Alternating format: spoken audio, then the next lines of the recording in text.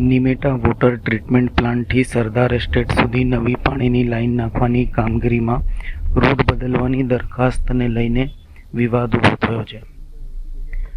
આ મુદ્દે સામાજિક કાર્યકર મહેન્દ્રસિંહ રાઠોડે સ્થાયી સમિતિના અધ્યક્ષને રજૂઆત કરીને દરખાસ્ત મુલતવી રાખવાની માંગણી કરી છે. તેમજ પાલિકાની કામગીરી સામે અનેક સવાલો પણ ઊભા કર્યા છે.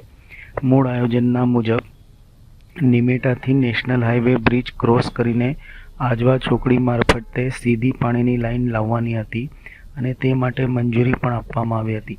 જો કે હવે રૂટમાં ફેરફાર કરીને નિમેટાથી સયાજીપુરા નેશનલ હાઈવે જંકશનથી હાઈવેને સમાંતર નવા અતિથિ ગૃહ સુધી અને ત્યાંથી ડભોઈ દશાલાડ ભવન થઈ સરદાર એસ્ટેટ સુધી લાઇન લઈ જવાનો નિર્ણય કરવામાં આવ્યો હોવાનું જણાવ્યું છે.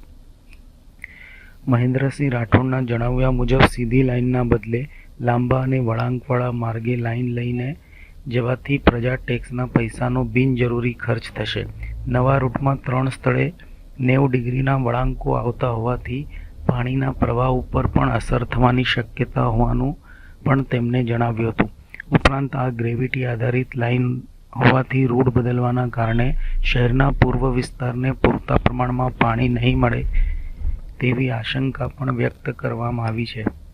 આજવા ચોકડી બ્રિજની નીચેથી ત્રીજી પાણીની લાઇન નાખવાની મંજૂરી ન મળતા આ પરિસ્થિતિ સર્જાઈ હોવાનું પણ જાણવા મળી રહ્યું છે.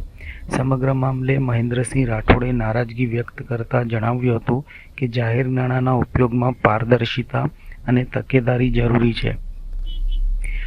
આ સાથે તેમણે શહેરમાં પ્રજા ટેક્સના પૈસાથી વાવવામાં આવતા છોડના જતન અંગે પણ પ્રશ્નો ઉઠાવ્યા હતા. કરોડો રૂપિયાના ખર્ચે લાવવામાં આવેલા અનેક છોડ યોગ્ય દેખરેખ અને જાળવણીના અભાવે સુકાઈ જતા હોવાથી તેને અંગે પણ આક્ષેપો કરતા તેમણે જવાબદારી નક્કી કરવાની માંગણી કરી હતી. વિષય તો બહુ ખૂબ જ મહત્ત્વના છે.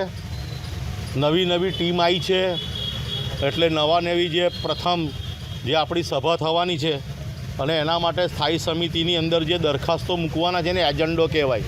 આ એવો એજન્ડો કે જેવી રીતે અમદાવાદ જઈએ ને અમદાવાદનો રિક્ષાવાળો 1 કિલોમીટરનો સફર હોય તમને ગોલ ગોલ ફેરવી અને 3 કિલોમીટર તમારું મીટર ચડાવે એવી રીતે એ જ અમદાવાદનો રિક્ષાવાળો લાગે છે કોન્ટ્રાક્ટર બનીને આવ્યો છે. નિમેટાથી આવતી પાણીની પાઇપલાઇન આજવા ચોકડી એટલે સયાજીપુરા ચોકડીથી સીધી સરદાર એસ્ટેટ આવી જોઈએ, પણ પોતાના કિલોમીટર વધારવા, પોતાના લાગતા વળગતા ઇજારદારોને ફાયદો કરાવવા 9 કરોડ રૂપિયા અને 3 મહિના બીજા ફાળવ્યા છે. એટલે એને 4 બેન્ડ વાગે એટલે એ પાઇપલાઇન ભાઈ કાકા પાર્ટી પ્લોટ થઈ સયાજીપુરા સર્કિટ હાઉસ થઈ અને એકતાનગર થઈ વાયા ફાયર બ્રિગેડ થઈને પાછું સરદાર એસ્ટેટ 4 રસ્તા લાવી એટલે 9 કરોડ રૂપિયા એક્સ્ટ્રા જાય. પાણીનું ગ્રેવિટી તૂટે એટલે આપણે પંપ એટલે બૂસ્ટર પંપ લગાડીને પાણીનું પ્રેશર બનાવવું પડે. એની ઇલેક્ટ્રિસિટી આ લોકો અભણ એન્જિનિયર અને પોતાના લાગતા વળગતા ઇજારદારોને ફાયદો કરાવવા માટે પહેલાં રત્ના વેલજી છેતરી ગયો. ખબર નહીં એ કોનો જમાઈ હતો, એ આખા વડોદરાનો જમાઈ બની અને કરોડો રૂપિયા ખાઈ ગયો. પૂર્વ વિસ્તાર પાણીથી હેરાન પરેશાન થયું. પાછો બીજો એજન્ડો લાયા છે કે 1 કરોડ રૂપિયાના નવા છોડવા લાવવાના વાવવા માટે. હમણાં 6 મહિના પહેલાં 2 કરોડના છોડવા લાયા અને તમે જોયું જે મૂક્યા બધા સુકાઈ ગયા.